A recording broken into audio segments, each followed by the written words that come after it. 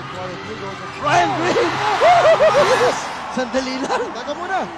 Well, yan po ating stats. Sabihin na rin natin na stats is brought to you by Quick Tide, the all-in-one glue. Technology by Loctite. Well, mamili na Ano lang kaya kayo. technology meron ito? Ito si Brian ewan Green, ko. ha? At makikita mo doon, ha? Ito parang walang kapaguran na dito sa ating second half. Pagkat, well, he just extended the lead of Barangay Ginebra to 10, 69-59. Referee halts play. Well, still catching my breath from that last play.